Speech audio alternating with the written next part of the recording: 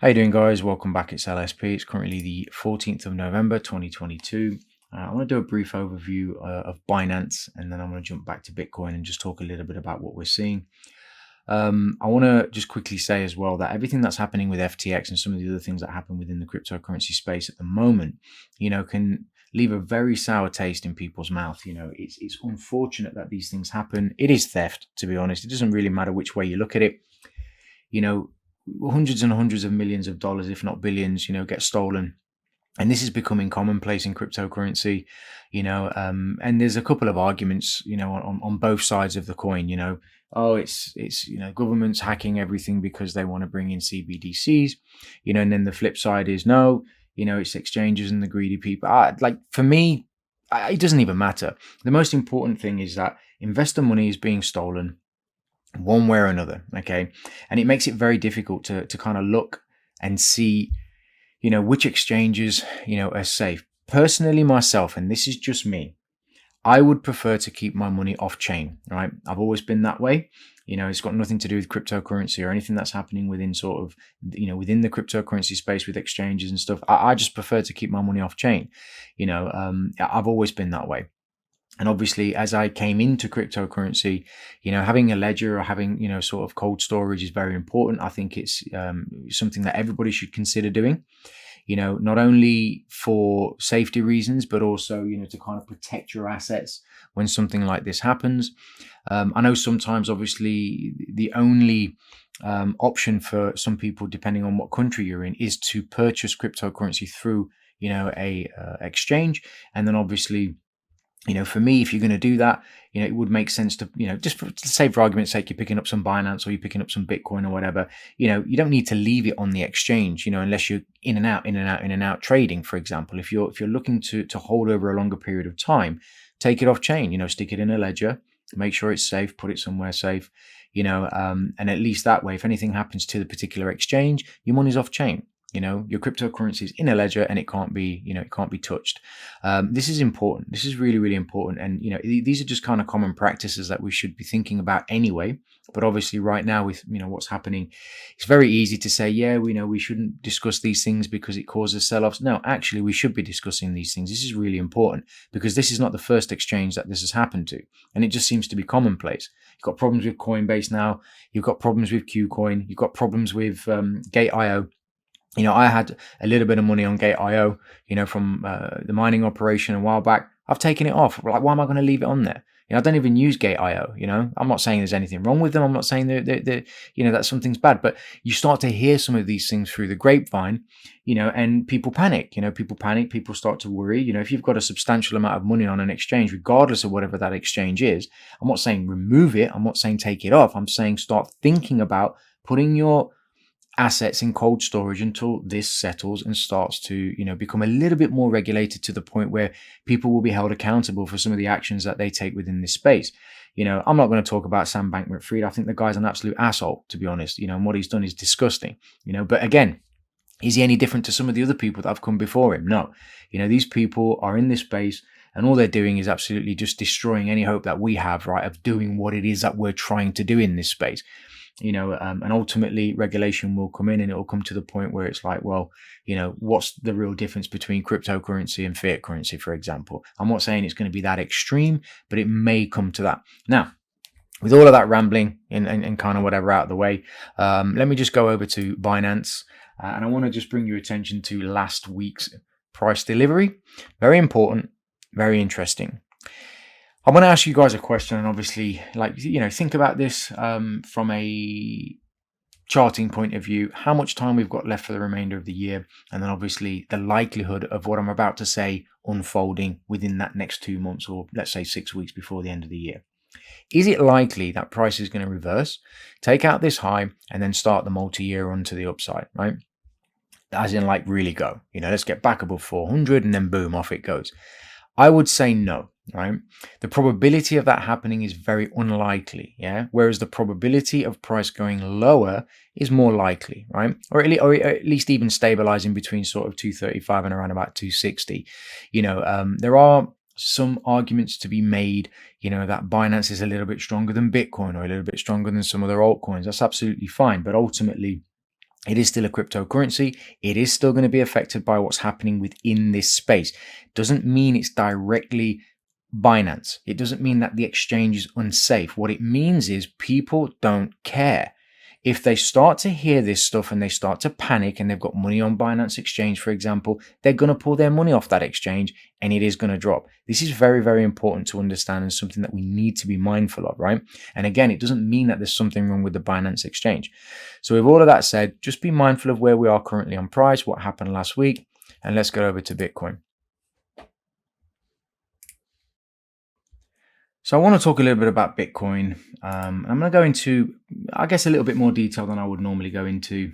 Obviously, you guys have seen this chart many times, but I guess, landscape has changed. We have this sort of byproduct of everything that's happening, whether it's globally, whether it's sort of domestically, whether it's within cryptocurrency or any other asset class or traditional financial market.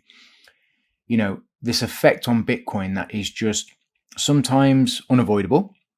Other times it's directly, a part of what's happening within cryptocurrency itself. So for example, with these exchanges doing what they're doing, some of the sort of inconsistencies with balance sheets and whatnot, you end up in a situation where, if an exchange gets a margin call, for example, and they're holding Bitcoin on their books, they'll sell it, pure and simple, and that's not really Bitcoin's fault, so to speak. So when we're looking at some of these movements, you can look at Bitcoin here from here, from this point to this point. And let's just go to this chart. But you look at Bitcoin from this point to this point, you can say, okay, this is a little bit of fear, this is a little bit of panic, this is a little bit of, sort of market sentiment, momentum's to the downside, and so on. And there was a lot going on, while price was pulling back on Bitcoin within this kind of overall downtrend.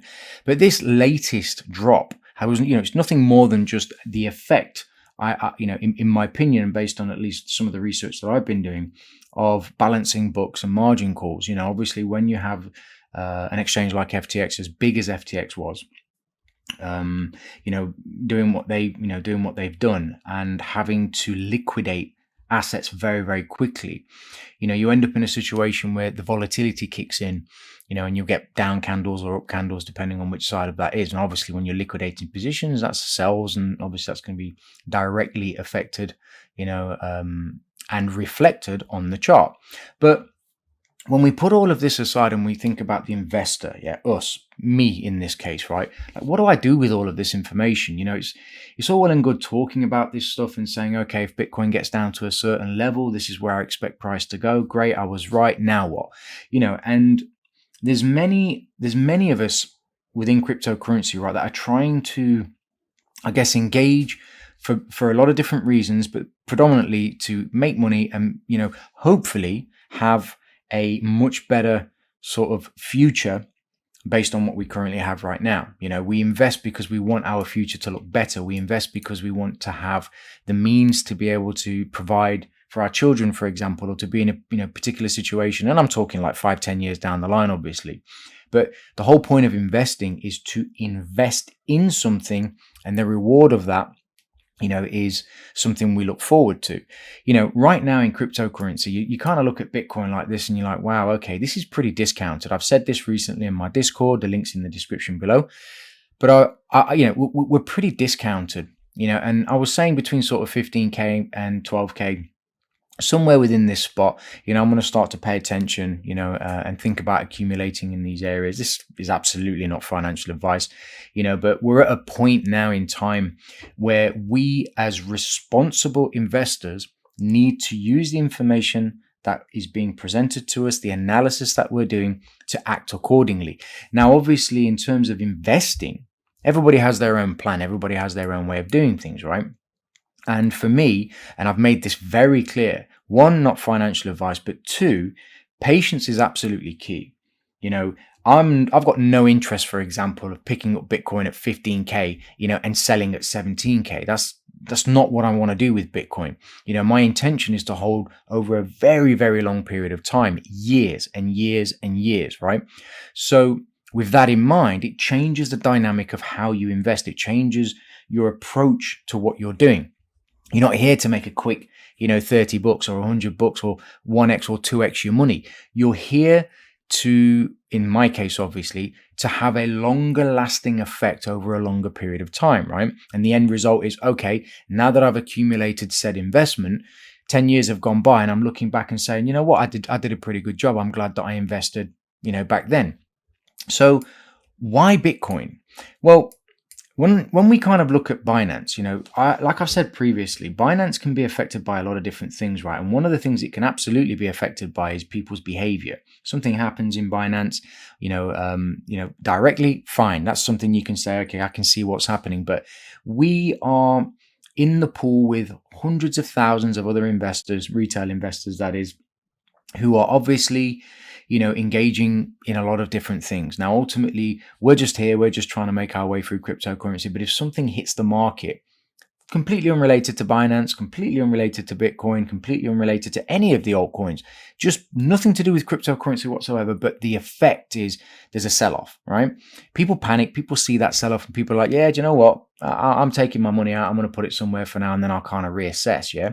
Well, that first initial impulse creates this self-fulfilling prophecy, which we've all heard of many, many times, and you end up with a much larger swing than you would than you would normally see. So for me, it's like I'm looking at this whole area down here, and the 11655 level, obviously it's the start of the pool, but this is roughly what I'm looking to kind of start paying attention to down here, and with that said, I believe, based on what we're seeing in terms of the price makeup, the volumes, some of the things that I like to track, that we are going to just kind of slowly bleed down there. It is possible we just aggressively drop down there, which, to be honest, I would prefer. It's much easier to kind of pick something up. You may miss it, but it's capitulatory in nature, so you just kind of filter everything out, dries up in terms of liquidity, and then you can kind of off you go to the upside, but this is going to be a long drawn out process, guys. Don't expect Bitcoin to, for example, just drop to 15 or 14k and then just make a miraculous recovery and then off it goes for a multi-year run.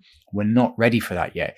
We have to look at what's happening globally, and I know I'm just talking a lot, not really talking much on the charts themselves, but there's not much to kind of point out. There's a lot going on in the world right now, and it's going to take time for this to kind of filter through the system. We are lagging in terms of inflation and in terms of the effects of inflation, so I think that's going to take another sort of between 3 to 6 months before we really start to feel the effects of that.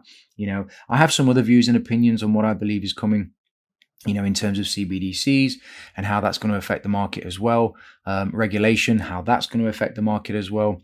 And I'm talking predominantly about cryptocurrency here, but, with all of these ideas and these kind of, references and research that I do, the end result's always going to be the same for me. I'm trying to position myself in a spot where I believe in 5 years time, 10 years time, I'm going to be in a much stronger position. And Bitcoin for me is one of those stronger positions. Now you look at sort of Binance. When we just quickly go back to Binance for a second, you say, okay, look, Binance is a great exchange. It's been around for a long time. It's very strong. They've got reserves and so on, and all the good stuff that we normally hear every exchange say, right? Bitcoin isn't an exchange. Binance is. So there's a lot more variables to take into consideration when we're discussing Binance. And this is why I'm being very, very cautious and very patient. More than happy to just let Binance do its thing. Whether I pick it up at 230, whether I pick it up at 150, or whether I pick it up at 200, at least if I allow things to unfold, get the next 6 weeks out of the way, finish the year out, start the next year, and then we can assess, where are we? What's happening? Was there anything that happened within that last sort of 2 month period going into the remainder of the year, so on and so on and so on. But with Bitcoin, it's a completely different story. We can look at Bitcoin slightly differently in the respect that it's not an exchange. There are many variables that can affect, Bitcoin, obviously, but it's on a page of its own, basically. So some things to consider, some things to think about. Video's sort of getting on a bit now, so I'm going to, call it there. I'll do my best to continue posting updates. I'm trying to just post things that make sense at the time when they make sense. I want to kind of avoid just talking about, the same chart over and over, again, and be a little bit more practical in the information that I'm providing. This is why this has been a little bit of a longer video. But as always, guys, I hope everyone's having an awesome day.